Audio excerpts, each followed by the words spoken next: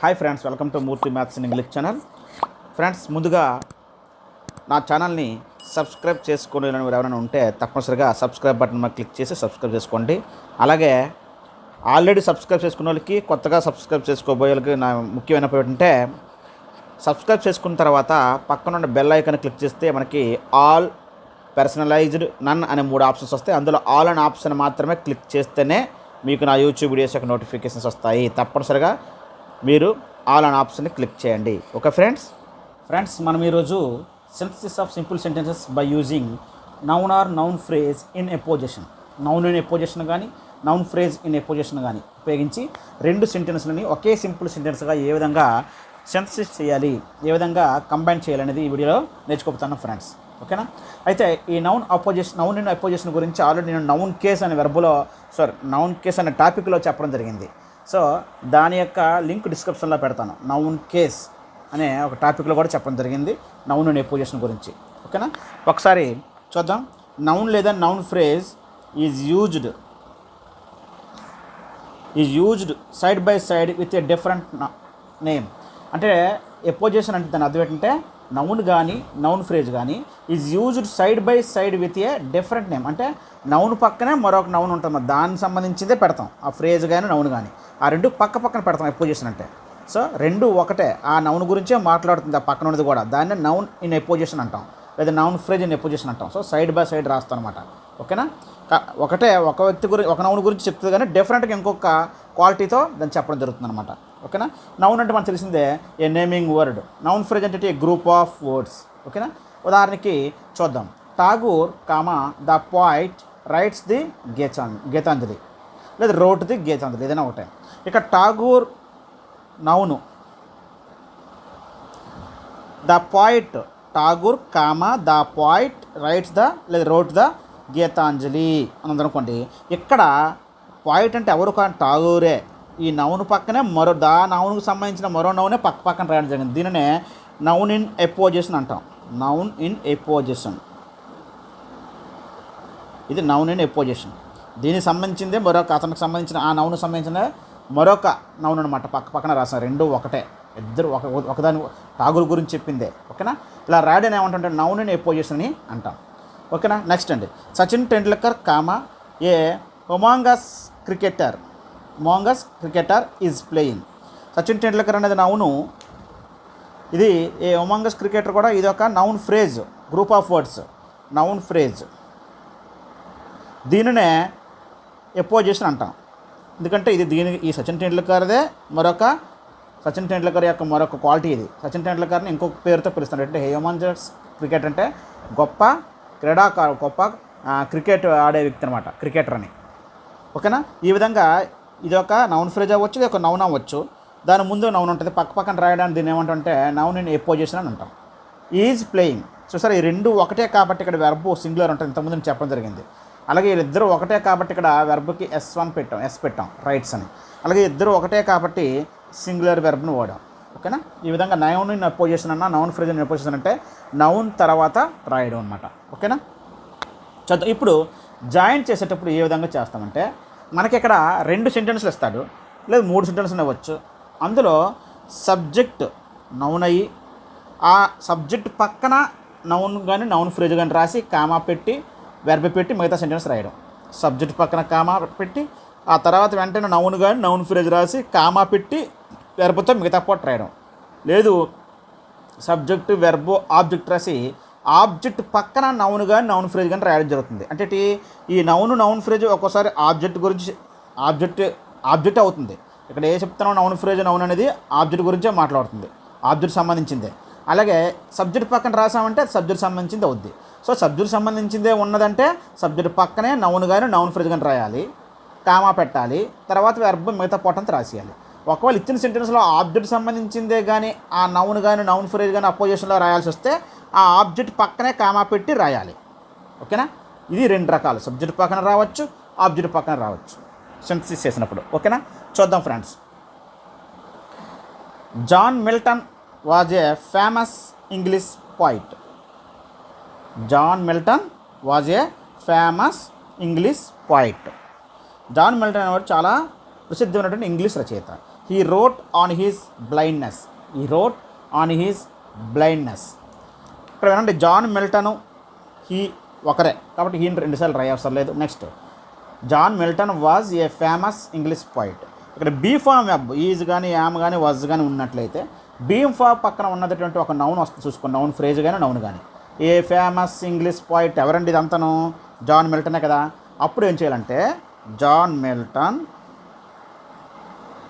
వాజ్ని remove చేసేయండి.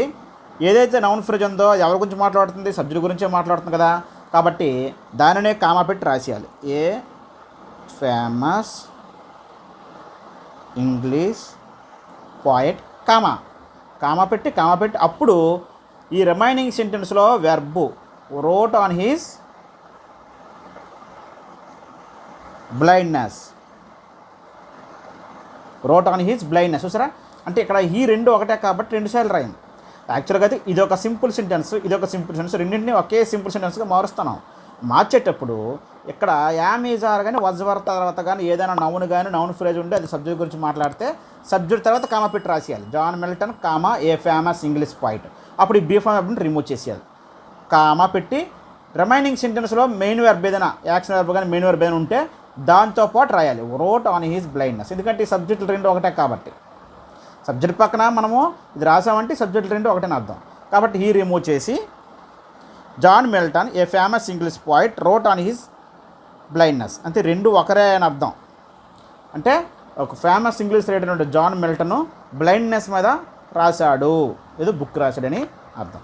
Okay friends, ఈ విధంగా బీ ఫామ్ వెబ్లో ఉన్నటువంటి నౌన్ కానీ నౌన్ ఫ్రేజ్ కానీ మాత్రమే కామా తీసి రాయాలి. ఇక్కడ యాక్షన్ వర్బ్ ఇస్తే దాని పక్కన రాయకూడదు, గుర్తుపెట్టుకోండి. ఓకేనా? ఇక్కడ ఏ రాసుంటే నౌన్ ఫ్రేజ్ వచ్చింది, ఇక్కడ ఎపోజిషన్గా నౌన్ ఫ్రేజ్ ఈ నౌన్కి ఎపోజిషన్గా వచ్చింది. చూసారా? నెక్స్ట్ అండి, ఠాగూర్ రోట్ ద గీతాంజలి ఈ వాజ్ ఎ గ్రేట్ పోయిట్. ఈ రెండు సింపుల్ సెంటెన్స్ని ఒకే సింపుల్ సెంటెన్స్గా మనం సెన్సిస్ చేయాలి. ఇక్కడ Tagore wrote the Gitanjali he was a great poet. ఇక్కడ ఠాగూర్ హీ ఒకటే. నెక్స్ట్ ఇక్కడ సబ్జెక్ట్లో noun Tagore, he was a great poet. ఈ రెండో సెంటెన్స్లో బీ ఫార్మ్ ఉంది, పక్కన ఏ గ్రేట్ పోయిట్ అనే ఒక నౌన్ ఫ్రేజ్ ఉంది. ఇది నౌన్ ఫ్రేజు. సో ఈ నౌన్ ఫ్రేజ్ ఎవరండి? ఠాగూరే కదా. ఈ వాజ్ ఏ గ్రేట్ పోయిట్ అంటే ఏ గ్రేట్ పోయిట్ ఎవరండి? ఠాగూర్. కాబట్టి నౌన్ ఫ్రేజ్ ఈ సబ్జెక్ట్ గురించి మాట్లాడుతుంది కాబట్టి సబ్జెక్ట్ పక్కన రాసేయాలి. Tagore comma a great poet. ఓకేనా? వజ్ ఉంటే వజ్ని రిమూవ్ చేసేది చెప్పాను. ఆ వజ్ పక్కన యామ్ పక్కన ఈజ్ పక్కన ఆర్ పక్కన ఉన్నటువంటి ఆ నౌన్ ఫ్రేజ్గా నౌన్ తీసుకొచ్చి దేనికి సంబంధించింది సబ్జెక్ట్ అయితే సబ్జెక్ట్ పక్కన, ఆబ్జెక్ట్ అయితే ఆబ్జెక్ట్ పక్కన రాసేయండి. ఏ గ్రేట్ పోయిట్ రాసి కామా పెట్టి ఇంకా వెర్బ్తో మిగిలిపోయిన పార్ట్ ఏదంటే ఇక్కడ రోట్ ది గీతాంజలి.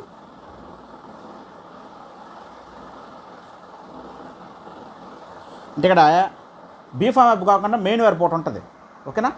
ఆ వెర్బ్ని తీసుకుని యాక్షన్ వెర్బ్ లాంటిది తీసుకుని ఆ వెర్బ్తో ఉన్న పార్ట్ అంతనే రాసేయాలి. Tagore a great poet wrote the Gitanjali. ఈ విధంగా బీ ఫామ్ వెర్బ్తో ఒక నౌన్ ఫ్రేజ్ నౌన్ ఉంటే ఆ బీ ఫామ్ వెర్బ్ని రిమూవ్ చేసి ఆ నౌన్ సబ్జెక్ట్ పక్కన రాసి కామా పెట్టి రెండు కామాలు పెట్టాలి. పెట్టి మిగిలిపోయిన సెంటెన్స్లో ఎక్కడైనా యాక్షన్ వెర్బ్తో ఉన్నటువంటి సెంటెన్స్ ఉంటే దానిని తీసుకొచ్చి చివరిలో రాయాలి.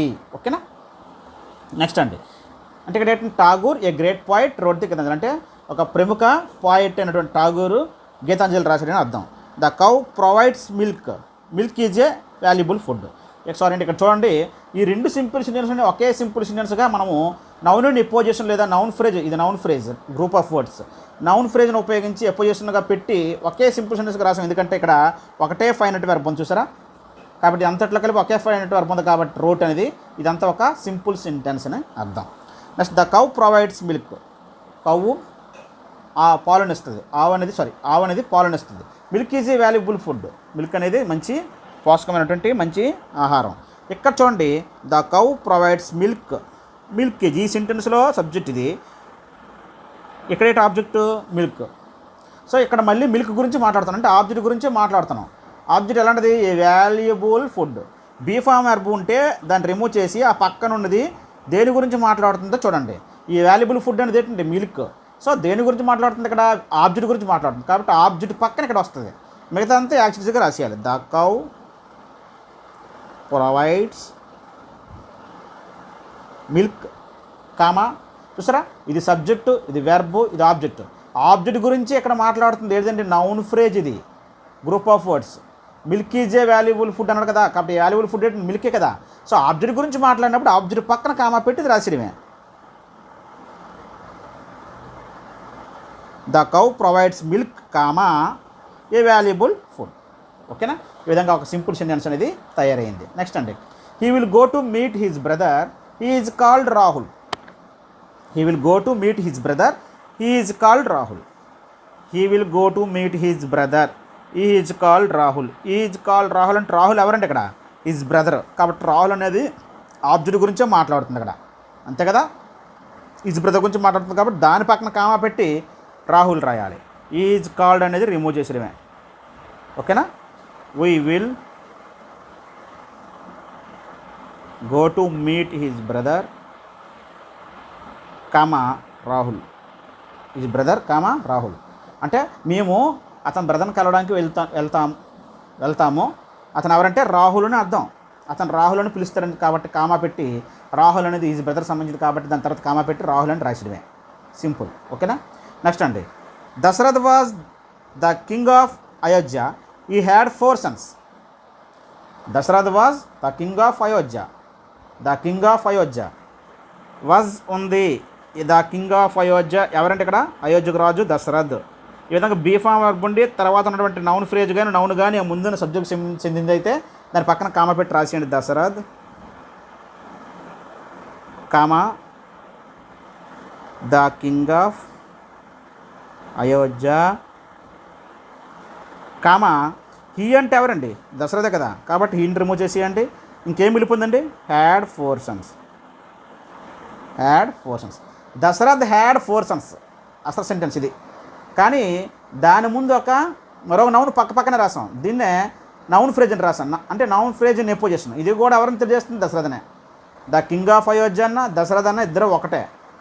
ఆ దశరథ్ ఎంతమంది కొడుకులు కలిగి ఉన్నాడు, 4 కొడుకులు కలిగి ఉన్నాడని అర్థం. ఓకేనా, నెక్స్ట్ అండి, he went to see the Taj Mahal. అతను తాజ్మహల్ చూడడానికి వెళ్ళాడు. It is the most beautiful building in India. He went to see the Taj Mahal. It is, it అంటే ఏంటి ఇక్కడ తాజ్మహల్. ఇట్ అంటే ఏంటి తాజ్మహల్. తాజ్మహల్ అనేది most beautiful building in India అంటే ఇండియాలో చాలా అందమైన భవనం కట్టడం అనమాట తాజ్మహల్. సో రెండో సెంటెన్స్లో ఇట్ అనేది దేని తెలియజేస్తుంది, Taj Mahal. So the most beautiful building in India అనేది దేని తెలియజేస్తుందండి, తాజ్మహల్నే తెలియజేస్తుంది. అంటే ఆబ్జెక్ట్ని తెలియజేస్తుంది సెంటెన్స్లో. సో ఇది దేని గురించి తెలియజేస్తుంది, నౌన్ ఫ్రేజ్ అంతా కూడా ఏంటిది ఇక్కడ తాజ్మహల్. కాబట్టి దాని తర్వాత కామా పెట్టి రాయడమే. He went to see the Taj Mahal comma the most beautiful building in India. He went to see the Taj Mahal comma the most beautiful building in India. ఓకేనా, ఇక్కడ బీఫామ్ వెర్బ్ రిమూవ్ చేసామని చెప్పాను. ఓకేనా, బీఫామ్ వెర్బ్ పక్కన నౌన్ ఉన్న noun phrase ఉన్న దేనికి సంబంధించింది, సబ్జెక్ట్కి సంబంధించి అయితే సబ్జెక్ట్ తర్వాత కామా పెట్టి రాయాలి, ఆబ్జెక్ట్ సంబంధించి అయితే ఆబ్జెక్ట్ తర్వాత కామా పెట్టి రాయాలి. అంతే, సింపుల్ లాజిక్. ఓకేనా, ఈ went to see the Taj Mahal the most beautiful building in India అంటే ఇండియాలో మోస్ట్ అందమైన భవనం కట్టడం ఏదైతే ఉందో ఆ తాజ్మహల్ చూడడానికి అతను వెళ్ళాడని అర్థం. ఇక్కడ చూడండి, Delhi is a big city, it is the capital of India. Delhi is a big city. So be form verb ఇక్కడ ఒకటి ఉంది, it is the capital of India. ఇక్కడ బీఫామ్, ఇక్కడ 2 బీఫామ్ వర్బ్లు ఇచ్చినప్పుడు ఎటు నుంచి ఎటు రాసినా దేని ముందు రాసి దేనికి రాసినా ఒకటే. కానీ ఒక బీఫామ్ వర్బు ఒక యాక్షన్ వర్బ్ ఇచ్చినప్పుడు యాక్షన్ వర్బ్తో ఉన్న పార్ట్ని చివరిలో రాయాలని చెప్పాను. ఓకేనా, Delhi is a big city. It అంటే దేని తెలియజేస్తుందండి, ఇదంతా కూడా ద క్యాపిటల్ ఆఫ్ ఇండియా ఏదండి, ఢిల్లీకి సంబంధించిందే కదా. అలాగే బిగ్ సిటీ కూడా దేనికి సంబంధించిందండి, ఢిల్లీకి సంబంధించిందే కదా. కాబట్టి ఢిల్లీ తర్వాత కామా పెట్టి ఏది రాసినా రైటే. ఇది రాస్తే మిగతా పార్ట్ ఇది రాసేయాలి, ఇది రాస్తే మిగతా పార్ట్ ఈజ్తో రాయాలి. మొత్తం చివరికి వెర్బతో ఉన్న పార్ట్ ఏది రాసినా ఒకటే. చూద్దాం, Delhi comma a big city.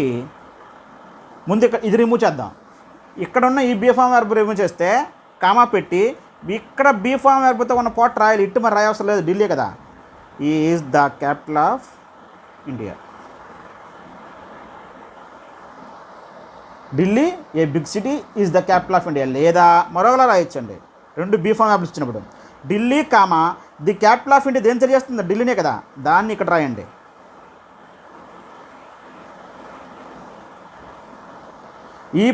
దీనిని అపోజిషన్గా రాసినప్పుడు కామా పెట్టి ఎక్కడ మిగిలిపోయిన పార్ట్ని వెర్బుతో సహా రాయాలి, ఏదో ఒకటే రాయాలి. Is a big city. Delhi the capital of India is a big city. ఈ పార్ట్ వెర్బుతో రాద్దాం అనుకున్నప్పుడు దీన్ని అపోజిషన్గా రాయాలి. ఓన్లీ ఏ బిగ్ సిటీని కూడా అపోజిషన్గా రాద్దాం అనుకున్నప్పుడు ఈజ్తో ఉన్న ఈ పార్ట్ని చివరిలో రాయాలి, గుర్తుపెట్టుకోండి. ఓకేనా, ఏదైనా ఈజ్తో ఉన్న పార్ట్ ఏదో ఒక పార్ట్ వెనక్కి వెళ్ళాలి. Next, coal is a very important mineral. అంటే కోల్ అనేది చాలా ఇంపార్టెంట్ ఖనిజం. It is hard, bright, black and brittle. Brittle అంటే పొర్లిపోవడం అంటారు, చూడ ఇలా పొరిపోయినట్టు అంటారు కదా, ఆ విధంగా. ఇక్కడ చూడండి, coal is a very important mineral. ఇక్కడ బీ ఫామ్ వర్బ్ ఉంది, ఇక్కడ బీ ఫామ్ వర్బ్ ఉంది, ఇక్కడ బీ ఫామ్ వర్బ్ ఉంది. కాబట్టి ఏ విధంగా రాసినా ఒకటే. ఓకేనా, ఇక్కడ ఇట్ అనేది ఏంటండి, కోల్. కాబట్టి it is hard, bright, black and brittle అంటే ఇదంతా కూడా దేని తెలియజేస్తుంది, కోల్ గురించే. కాబట్టి కోల్ కామా ఏ వెరీ, దీన్ని ముందు రిమూవ్ చేసేద్దాం, ఇంపార్టెంట్ మినరల్ కామా పెట్టి ఇక్కడ బీ ఫామ్ రిమూవ్ చేసి దీన్ని అపోజిషన్గా రాసినప్పుడు ఇందులో మిగిలిపోయిన వెర్బ్తో పాటు రాయాలి. Is hard, bright, black and brittle. ఓకేనా ఫ్రెండ్స్, లేదా దీన్ని ఇంకోలా రాయచ్చు, coal a hard, bright, black and brittle. దీనిని అపోజిషన్గా రాసినప్పుడు ఇక్కడ ఈజ్ రిమూవ్ చేసి దీని అంతటిని అపోజిషన్గా రాసినప్పుడు ఇదంతా కూడా కోల్ గురించి మాట్లాడుతుంది. కాబట్టి అప్పుడు ఈజ్తో ఉన్న ఈ పార్ట్ని చివరిలో రాయాలి. Is a very important mineral అని చివరి రాయాలి. ఏది రాసినా రైటే. అంటే ఇక్కడ బ్రిట్టల్ అంటే పెలిసిపోవడం అంటారు, పెలిసిపోయినట్టు ఉంటుంది కదా కోలు, దాన్ని అంటారు పెలిసిపోయినట్టు ఉంటారు అని మీనింగ్ అనమాట అక్కడ. నెక్స్ట్ అంటే here is my sister in law, her name is Nidhi. ఇదొక సింపుల్ సెంటెన్స్, ఇదొక సింపుల్, దీనింటిని రెండింటిని కలిపి ఒకే సింపుల్ సెంటెన్స్గా మార్చాలి. Here is my sister in law, ఈమె మా sister in law. Her name is Nidhi. So be form అప్పుడు తర్వాత నౌన్ ఉంది అక్కడ, చూసారా. ఇంతవరకు నౌన్ ఫ్రేజ్ వచ్చి ఇక్కడ నౌన్ వచ్చింది. ఈ నౌన్ ఎవరండి, సిస్టర్ ఇన్ లా. ఆమె నేమ్ నిధి కదా. సో ఈ నౌన్ ఎవరి గురించి మాట్లాడుతుంది, సిస్టర్ ఇన్ లా. కాబట్టి దాని తర్వాత రాసిడమే హీర్ ఈజ్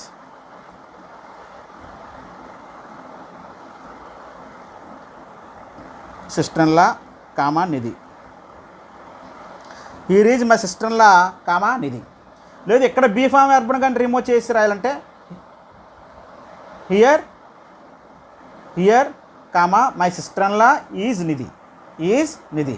లేదు సింపుల్గా ఇక్కడ నేమ్ ఉంది కాబట్టి క్లియర్గా here is my sister in law comma ఇక్కడ బీ ఫామ్ వర్బ్తో పాటు ఈ రెండు రిమూవ్ చేసి ఇక్కడ మిగిలిపోయిన నౌన్ని ఈ సిస్టర్ ఇన్ లా సంబంధించింది కాబట్టి పక్కన కామా పెట్టి రాసడమే. Her name is here is my sister in law comma Nidhi. ఈమె మా సిస్టర్ ఇన్ లా నిధి, మా సిస్టర్ ఇన్ లా నిధి. అదేనా, okay. Next, Rana Pratap was a brave warrior. He was the king of Mewar. ధైర్యవంతుడు అంటే వారియరు, అతను మేవార్కి కింగ్ అనమాట. Rana Pratap was a brave warrior. ఇక్కడ నౌన్ ఫ్రేజ్ ఉంది, బీ ఫామ్ వర్బ్ ఉంది. అలాగే ఇక్కడ బీ ఫామ్ వర్బ్ ఉంది, the king of Mewar. The king of Mewar ఎవరండి, రాణా ప్రతాపే. ఏ బ్రేవ్ వారియర్ ఎవరండి ఇక్కడ, రాణా ప్రతాప్. రెండూ కూడా రాణా ప్రతాప్ గురించి మాట్లాడుతున్నాయి కాబట్టి రాణా ప్రతాప్ తర్వాత ఏదో ఒకదాన్ని యూజ్ చేసుకొని రాయొచ్చు. రాణా ప్రతాప్ కామ పెట్టి ఒకవేళ దీనినే మనము అపోజిషన్గా రాద్దాం అనుకున్నప్పుడు హీని ఈ బీ ఫామ్ అని రిమూవ్ చేస్తాం. ద కామ పెట్టి the king of Mewar comma పెట్టి దీనిని అపోజిషన్గా రాసాం కాబట్టి దీనిని వర్బ్తో సహా రాయాల. Was a brave warrior. ఓకేనా ఫ్రెండ్స్. లేదు దీనినే అపోజిషన్గా నౌన్ ఫ్రేజ్ని అపోజిషన్గా రాదనుకున్నప్పుడు Rana Pratap comma a brave warrior comma అప్పుడు ఇది వజ్తో పాటు ఉన్న పార్ట్ని రాయాలి, was the king of Mewar అని. సో రెండూ కూడా రాణా ప్రతాప్ గురించి చెప్తున్నాయి. రెండిట్లో కూడా బీ ఫామ్ వస్తున్నాయి కదా, అప్పుడు దేన్ని ఉపయోగించి రాసినా ఒకటే. ఏదైనా సరే వర్బ్తో ఉన్న పార్ట్ని చివరిలో రాయాలి, ఏదో ఒకటి. కానీ ఒక బీ ఫామ్ వర్బ్ ఒక యాక్షన్ వర్బ్ ఇస్తే యాక్షన్ వర్బ్తో ఉన్న పార్ట్ని మాత్రం చివరిలో రాయాలి. బీ ఫామ్ వర్బ్ని రిమూవ్ చేసి మిగతాది అపోజిషన్గా రాయాలి. ఇది important key point. Doctor Radhakrishna was the president of India. He was a great philosopher.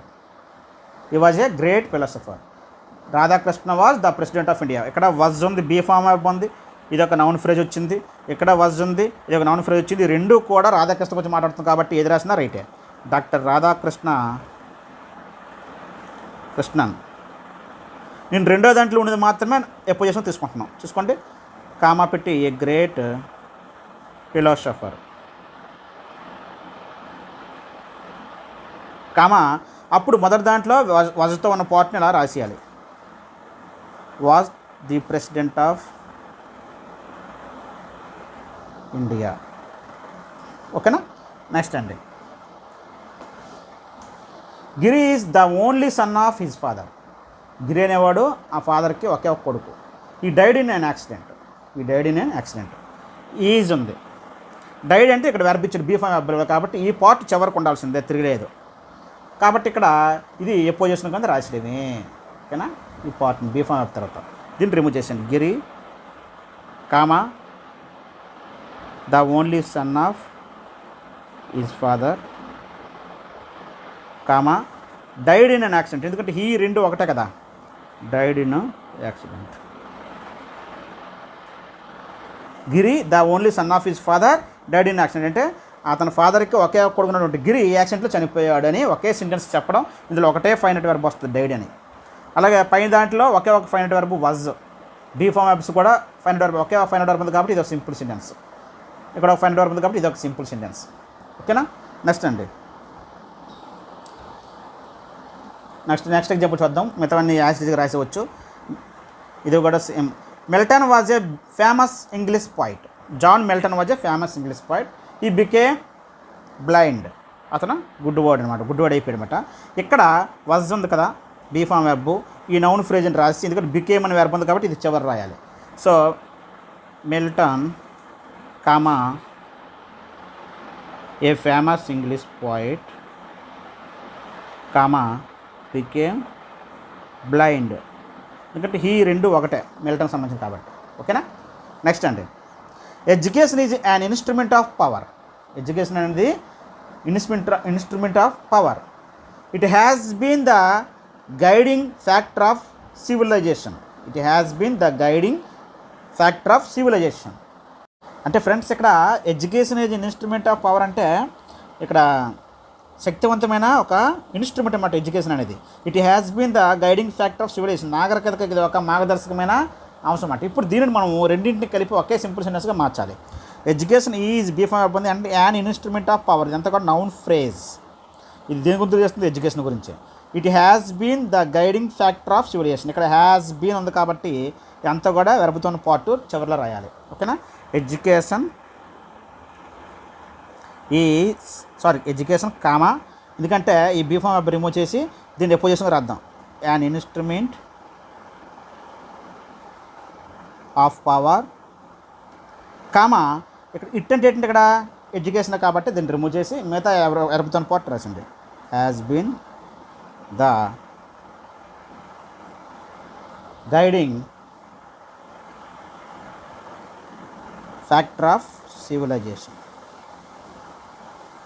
ఓకేనా ఫ్రెండ్స్. ఈ విధంగా రెండు సింపుల్ సెంటెన్స్లు ఇవ్వచ్చు, మూడు ఇవ్వచ్చు, ఎన్ని ఇచ్చినా సరే అక్కడ ఉన్నటువంటి నౌన్ ఫ్రేజ్ కానీ నౌన్ కానీ అది సబ్జెక్ట్ గురించి మాట్లాడితే సబ్జెక్ట్ తర్వాత కామా పెట్టి రాయడమే, ఆబ్జెక్ట్ గురించి మాట్లాడితే ఆబ్జెక్ట్ పక్కన కామా పెట్టి రాయడమే.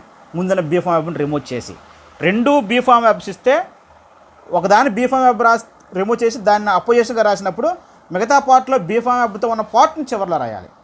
ఓకేనా. అలాగే ఏ విధంగా రాసినా ఒకటే. లేదు ఒక సెంటెన్స్లో బీ ఫామ్ వెర్బ్ ఒక నౌన్ ఫ్రేజ్గా నౌన్గా నుండి ఇంకో సెంటెన్స్లో యాక్షన్ వెర్బ్లు ఏమైనా ఉన్నట్లయితే బీ ఫామ్ వెర్బ్ కాకుండా, అంటే am is are was were కాకుండా ఏమైనా ఉన్నట్లయితే ఆ పార్ట్ని మాత్రం చివరిలో రాయాలి. ఈ బీ ఫామ్ వెర్బ్లో ఉన్నటువంటి బీ ఫామ్ వెర్బ్ని రిమూవ్ చేసి మిగతా దాన్ని మాత్రమే పొజిషన్గా కామా పెట్టి రాయాలి. అది సబ్జెక్ట్ చింతే సబ్జెక్ట్ తర్వాత, ఆబ్జెక్ట్ చింతే ఆబ్జెక్ట్ తర్వాత రాయాలి. దీనినే నౌన్ ఎపోజిషన్ లేదా నౌన్ ఫ్రేజ్ ఎపోజిషన్ అంటారు. దీని ద్వారా ఈ విధంగా మనము రెండు సింపుల్ సెంటెన్స్ని ఒకే సింపుల్ సెంటెన్స్గా మనము సింథసిస్ చేయడం జరుగుతుంది. ఓకే ఫ్రెండ్స్, ఈ విధంగా మనం ఎంతవరకు చెప్పుకున్నన్నీ కూడా ఓన్లీ రెండు రకాల సింపుల్ సెంటెన్స్ ఇస్తే ఒకే సింపుల్ సెంటెన్స్గా ఏ విధంగా మార్చాలనేది మీకు ఆల్రెడీ అన్ని రకాల మోడల్స్ చెప్పడం జరిగింది ఫ్రెండ్స్. ఓకేనా, సింథసిస్ గురించి. Thank you friends. ఈ వీడియో మీకు నచ్చినట్లయితే మీ ఫ్రెండ్స్ షేర్ చేయండి. అలాగే నా ఛానల్ సబ్స్క్రైబ్ చేసుకోవాలని ఎవరైనా ఉంటే సబ్స్క్రైబ్ బటన్ మీద క్లిక్ చేసి పక్కన ఉన్న బెల్ ఐకాన్ని క్లిక్ చేయడంతో పాటు ఆల్ అనే ఆప్షన్ కూడా మీరు సెలెక్ట్ చేయండి. అప్పుడు మాత్రమే నా యూట్యూబ్ వీడియోస్ యొక్క నోటిఫికేషన్స్ మీకు రావడం జరుగుతుంది ఫ్రెండ్స్. Thank you.